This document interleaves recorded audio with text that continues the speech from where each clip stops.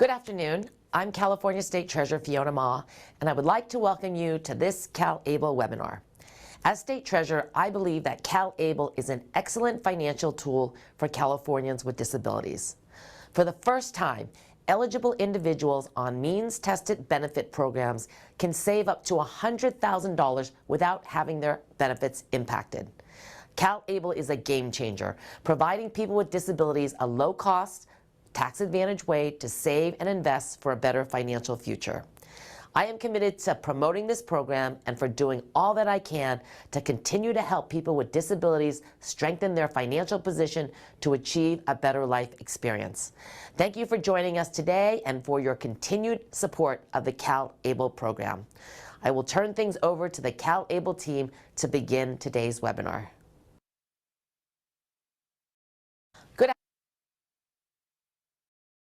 Thank you so much, Treasurer Ma, for those opening remarks. Welcome, everyone. I am Ann Osborne. I am the Deputy Executive Director here at CalABLE, and we're really excited that you are attending today's webinar. Next slide, please. Before we begin, we always like to know who is in the audience, so we have a poll question. So if you would like to take the poll. Looks like we have a lot of authorized legal representatives here today, and we've got account holders as the second highest. So thank you so much for answering and attending. Let's get started. I did forget to mention that this webinar is called Protecting Your Account. So we are going to be learning about ways to protect our account. But before we begin, let's just review some of the basics about CalABLE. CalABLE is a tax-advantaged savings and investment program designed to help people with disabilities achieve their financial dreams. And really that is what we are all about. CalABLE was started it was part of the federal act in 2014. And what this did is it allowed all the states to have an ABLE program. And that is why California's program is called CalABLE. Let's go to the next slide. Who is eligible for CalABLE? The first thing is you must have a disability that began before age 26. As long as you, if you're receiving SSI or SSDI, and that disability began before age 26, you're automatically eligible. If you are not receiving benefits, you can still open a CalABLE account as long as that disability occurred before age 26. What we recommend is that you have a signed letter from your physician stating that the disability began before age 26. And if you're unsure if that disability qualifies, if you look at Social Security Administration's list of compassionate allowance or the Blue Book listing, that has a full list of all eligible disabilities. One note here is beginning in 2026, that age of onset is going to increase to age 46. Next slide, please. So how much can you contribute to your ABLE account? Currently in 2024, you can contribute up to $18,000, and that can be from multiple resources. Family, friends can certainly contribute to your account. Once the account reaches $100,000, if you are currently on SSI benefits, at that point you would need to do a spend down. Otherwise, you can lose your benefits. So we always like to let people know that. If you're not worried about losing your benefits, you can actually contribute up to $529,000. The account will continue to grow in earnings, but you can contribute up to $529,000 as long as you're not receiving SSI. Next slide. CalABLE has 8 professionally managed investment portfolios. As you can see, Fidelity, Schwab, Charles Schwab, and Vanguard are our managers. These accounts grow tax-free. And as they continue to grow and the earnings compound, they really can grow quite quickly. We do have an annual fee of $30, and it applies across all investment options that you select. If you do select an investment portfolio, there's going to be some additional fees. There will be a state administrative fee and a program management fee in addition to that annual fee of $30. Next slide, please. What we want to talk a little bit about here is that all these accounts have some sort of risk involved to them. The bottom slide here is a very small snip of what these portfolios look like.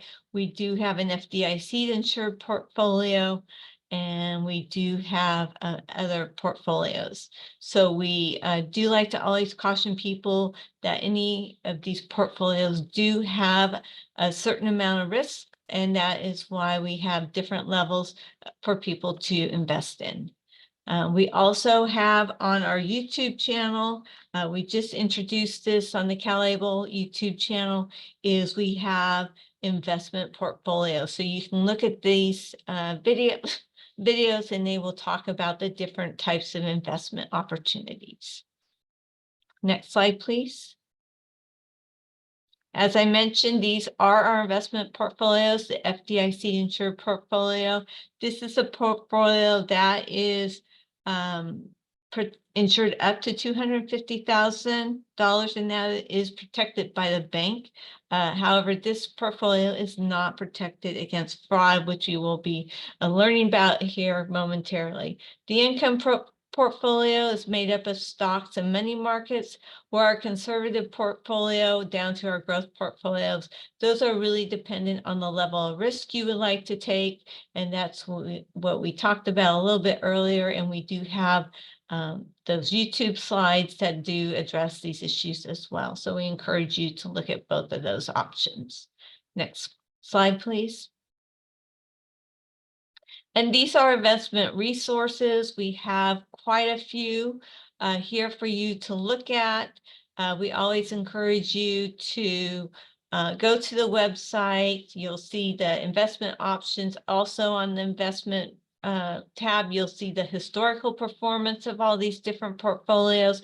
It gives you some information as you are looking at those portfolios. And then we also strongly encourage that you look at our program disclosure booklet, because it really does identify all the different characteristics of these programs. Next slide, please. Now we're going to go to our second poll. We like to know why people are saving.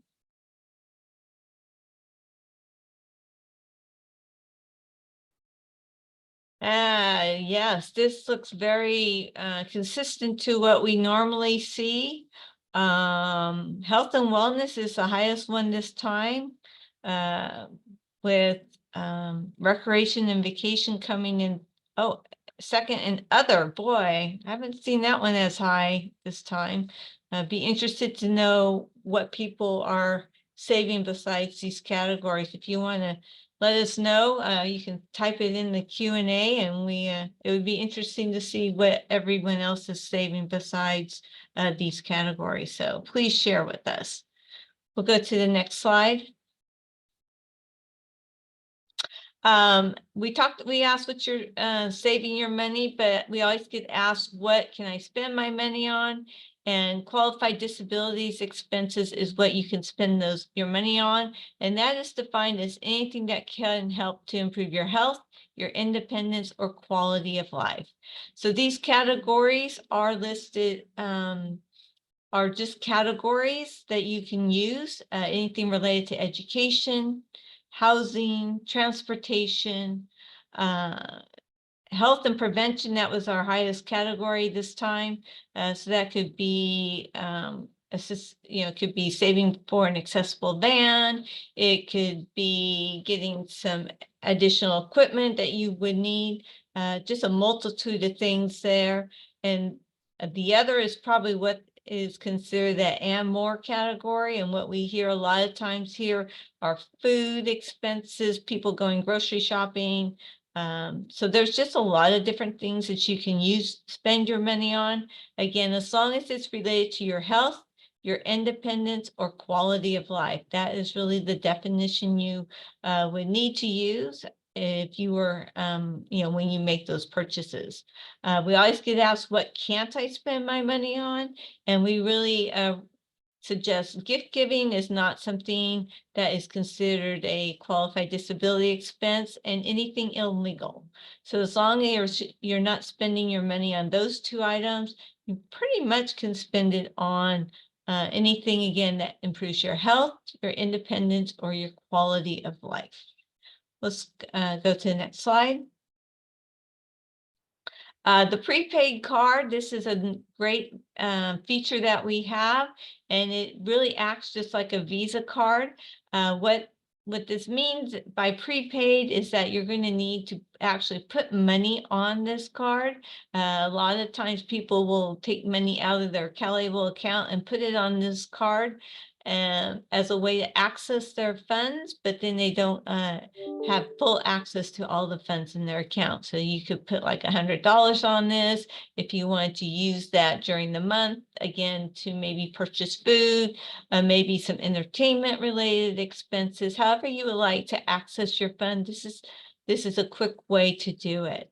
It also allows you to keep track of those receipts. So whenever you're making a purchase, you can take a picture of that receipt and upload it to the portal. So it's a really nice way to keep track of things. And the best thing is there are no monthly fees to using this card. Next slide. How do you open an account? The first thing you need to know is that you can only have one ABLE account. So if you open it here in California, you decide to move to another state, you could take that ABLE account with you to the other state. However, what you couldn't do is keep your CalABLE account and open another ABLE account. So you can only have one ABLE account. So if you wanted to open a new account in a different state, you would just want to roll that over. You could not have two separate ABLE accounts. The person with the disability is always the owner of the account. And if you're unable to manage your account, then you would have someone open it on your behalf who would be considered an authorized legal representative. Next slide. An authorized legal representative is defined as somebody who has power of attorney. They could be your legal guardian or conservator, a spouse, a parent, a sibling, a grandparent, or if you have a rep payee from the regional center that you're working with, they can also open these accounts on your behalf. Again, remember, it is the beneficiary that is always the owner of these accounts. Next slide. And this is where you would open your account. These accounts are opened all online. And calable.ca is where you would go to open your account. And this is a picture of the home screen. So if you don't see this screen, then you are not on the CalABLE website. Again, that's calable.ca.gov. Next slide. And next, I want to turn this over to Alex Barr. She is actually from Vestwell, and she's here to talk about some fraud prevention. So Alex, thank you so much for joining us, and I will hand the baton to you. Great, thank you, Anne. I appreciate it. Hi, everyone. I'm Alex Barr. I am the Financial Crimes Compliance Senior Analyst with Vestwell, and I'm here to talk about protecting your CalABLE account. So first question that probably comes up is, why do I need to protect my account? And it's a very good question. There's always a risk associated with utilizing any sort of online account. And this presentation today is aimed to help educate on how to mitigate that risk and how all of us, Vestwell, You the Savers, authorized legal representatives, service providers, and CalABLE can work together to mitigate that risk.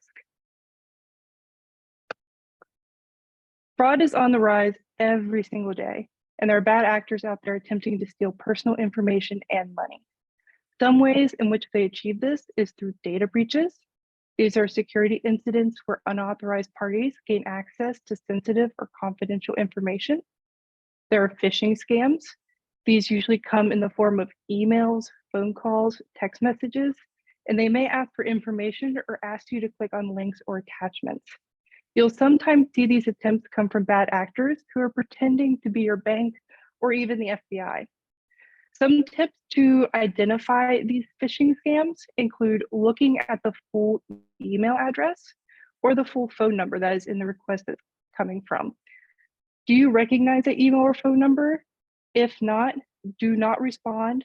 Do not click on the attachments or any links associated with that request. If you aren't sure if you recognize the email or phone number, do not respond to the request, but instead call your bank directly or the individual or possibly business that may be requesting that information. For example, if you get a text from your bank stating that there was a purchase made on your account and to click to confirm that purchase, don't click the link, but instead call your bank directly using the phone number that's listed on their website to verify that that request came from them.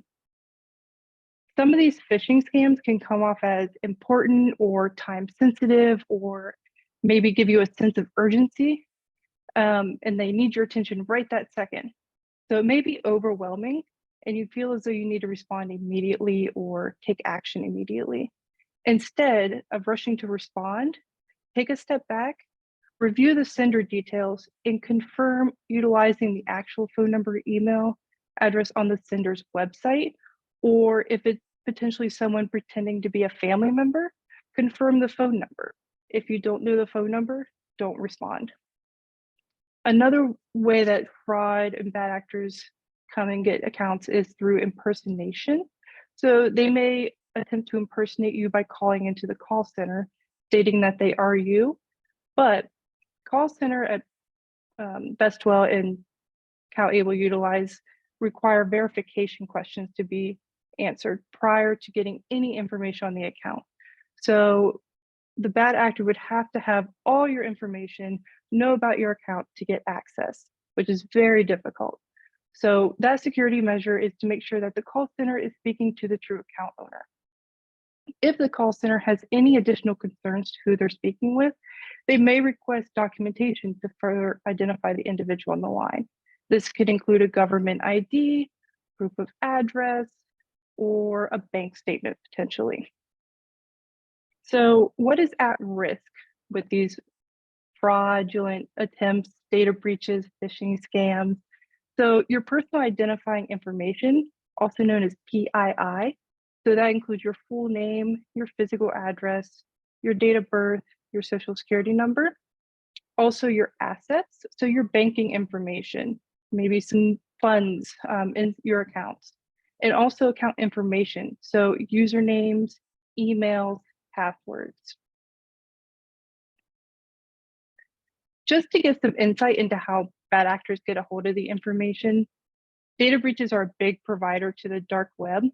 On the dark web, bad actors can actually purchase personal information, banking information, documentation, emails, passwords, social media accounts, all sorts of things to utilize this information to commit fraud. So this is just kind of a little information on average prices across the dark web. And they're really not that expensive. So it's very accessible to bad actors when these data breaches occur and this information stolen.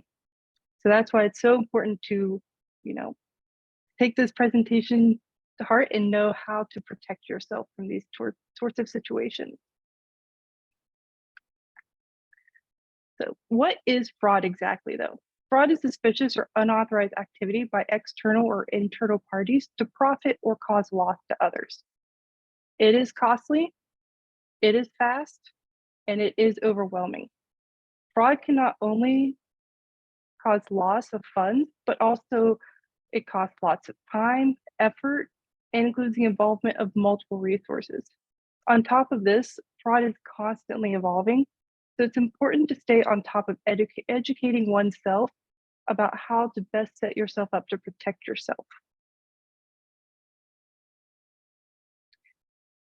Two common types of frauds that we see regarding ABLE accounts are identity theft and account takeovers.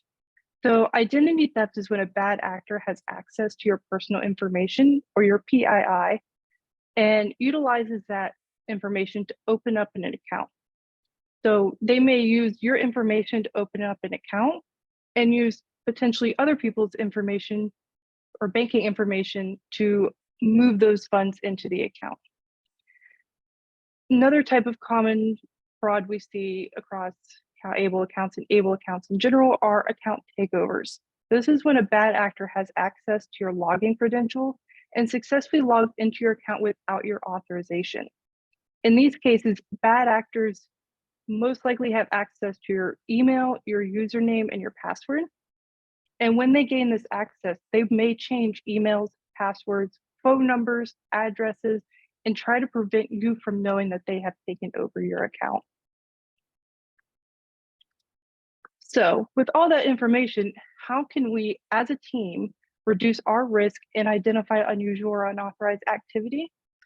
Well, here at Vestwell, we utilize multiple security measures to help minimize the risk. These include multi-factor authentication, or MFA, by phone, which can be via text or voice, or authentication app. This is a requirement now on our platform to help protect your account. Emails are sent for account activity, such as new logins, updates to the account, such as changes to emails or phone numbers, and when transactions are initiated and completed. And account activity is included in statements. With statements, those should be reviewed on a regular basis, along with just your account activity in general. So that includes logging into your account on a regular basis to check transactions that have occurred, banking accounts that are added, and any other personal information included. A good practice to incorporate to having your ABLE account is set up a regular schedule to check your account activity. This could be on a daily basis. So maybe every morning when you check another financial institution or maybe a social media account, you also have a reminder to check your ABLE account. It could be done on a weekly basis. Let's say maybe every Wednesday you set yourself a reminder to check your account. Or bi-weekly. Maybe every time your work pays you, you check your ABLE account. For organizations, service providers, or maybe authorized legal representatives who manage more than one individual's account, some tips on how to minimize risk include requiring passwords to be updated on a frequent basis. This could be every 60 or 90 days, to a unique password using lowercase, uppercase, letters, numbers, characters. Just make sure it's different compared to what you have on other platforms. Also, monitor who has access to the email associated with the account, if there could possibly be more than one person that has access to that email. Also, monitor the account on a regular basis, as I've mentioned previously, and make sure protocols are set up if a main agent or a main authorized legal representative is out of office or maybe can't access the account on a regular basis. That way, there's always someone who's constantly monitoring the account that is trusted with the account. Authorized legal representatives who are responsible for only one beneficiary and beneficiaries yourself. Some tips for you, which it could come off as me repeating myself, but these are important and helpful tips, include updating passwords on a frequent basis. Every 60 to 90 days is a good starting point. Using unique passwords, using lowercase and uppercase letters, numbers, and characters, and one that is not shared across other online accounts. Now, as an individual, it could be overwhelming trying to keep track of so many passwords, but there are tools out there called password managers that are great tools to use to keep all your passwords in one secure location and keeping them unique across all your online accounts. We do not recommend writing down your password on paper and keeping it near your computer, phone, or out in the open. Also, monitor your accounts on a daily or regular basis. As mentioned previously, set reminders for yourself on a regular schedule to check your account. Also, monitor your emails for any emails related to your account.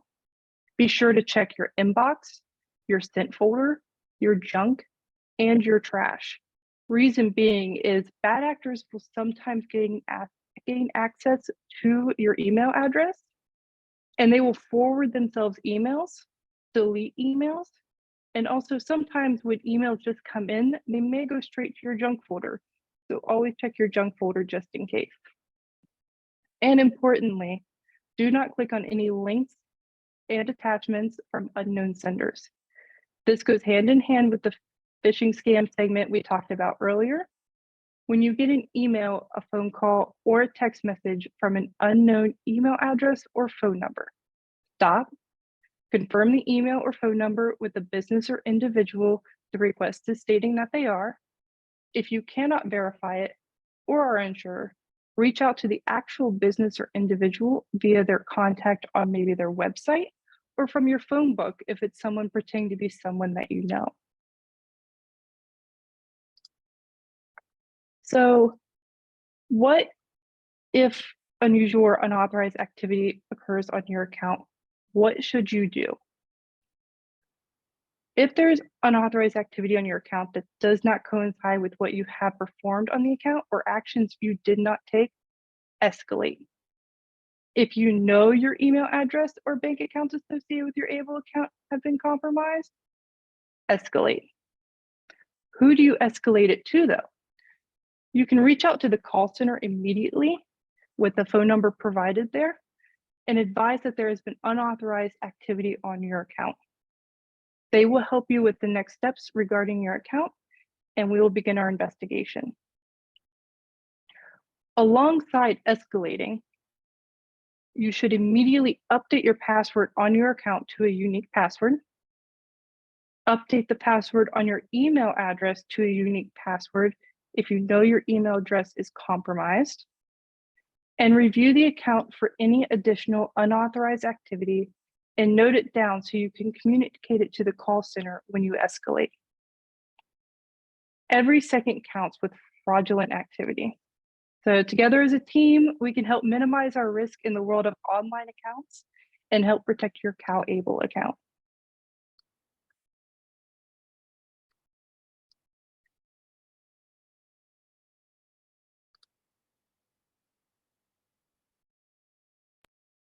Thank you so much for that, Alex. We have a few reminders that we want to address here. The first thing is we have a call center that is available from 6 a.m. to 5 p.m. Pacific Standard Time, and that is 833-CalABLE or 833-225-2253.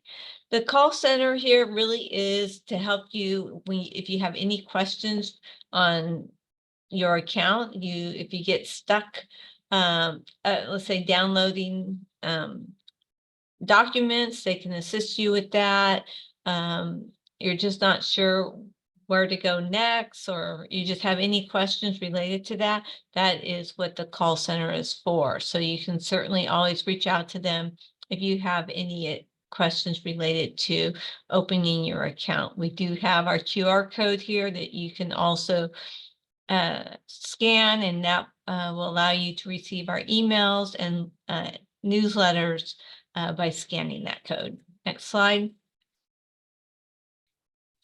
This is actually our ambassadors. We just brought on our ambassadors in March. So we encourage everyone to get to know our ambassadors. They each have their own video on our YouTube channel. You'll hear us talking about our YouTube channel. That really is a source of information for everybody. If you have anything you want to know, get to know our ambassadors. It has our Special Needs Trust webinar that we did. Also, there's a webinar on qualified disability expenses on there. There's even a webinar on how to open your account. There it goes step by step, that's screenshots. So there's just a multitude of information there. Next month, we will be having a webinar with Social Security, so that we do listen to you, and we always try to have these webinars because of the questions we receive. So I encourage everyone to look at that YouTube channel. We do also have additional resources if anybody is out there with an organization. If you would like any printed materials, you can always reach out to us and we can get those sent to you. But also we do have electronic versions of our trifold, our fact sheet. So if you're interested in any of those resources, you can get them electronically. We also have a partner toolkit that really helps different organizations just kind of have a nice resource guide. It's got some social media posts in there and just different things that you can use in your organizations. And of course, we have our social media. As you can see, we're on Twitter, we're on Instagram, and we're on Facebook. That really keeps you informed of what's going on here at CalABLE. So we encourage you to join those platforms so you can get all the latest updates for CalABLE. We'll go to the next slide. We talked about the webinar. And then a couple of things I want to mention here. I see we've been getting a lot of questions in the Q&A. So we've been answering those, but we still are finalizing the answers from last month's webinar. If you missed it, it was with Medi-Cal. So there were quite a few questions that we were partnering with Medi-Cal on. So we are finalizing those answers and we'll be getting those out to you shortly. Also, we do have a survey that we're going to send out at the end. And if there is a question that you want to ask, please include your email so we can respond to that question. Because it is an anonymous survey. So if you answer it and you don't put your email, then it will be hard for us to answer those questions. Next slide. And this is our disclosure. Again, as we talked earlier, these do have some risk involved with them. So we do want to make you aware of, if you do select any of those investment portfolios, there is a potential risk in those. Next slide. I do want to thank everybody for coming today. I saw that we had a really strong audience, so I really appreciate everyone's time. I do want to thank the CalABLE team that was here today, Thomas, Madeline, and Maria. Thank you for the back end support, even though we don't see you. We know you're back there working, answering questions, and just being the support team that CalABLE has here. Vestwell, Alex, and Daniel, I know you were great for us. Thank you, Alex, for your time today. And Daniel, just thank you for answering all those questions. I want to thank you. And then our interpreters, Aldo, Javier, Juliana, and Lacey, thank you so much for being here. We couldn't have done this without you. We always like to have this available for everybody. And so it's real important that we have you here supporting us, and you are actually part of our team. Aldo has been here several times, and so he's really becoming part of our family. So we do thank everyone for their time today. This will be available once we get through the transcript. We will be posting this, and anybody who's signed up will get a copy, a notification that this is available. As we mentioned earlier, next month is going to be Social Security. It's always a well-attended webinar, so we encourage you to attend. There were a lot of questions today about SSI, so I think it's appropriate that we have this webinar next month. And with that, I close it out. And again, thank you everyone for your time today.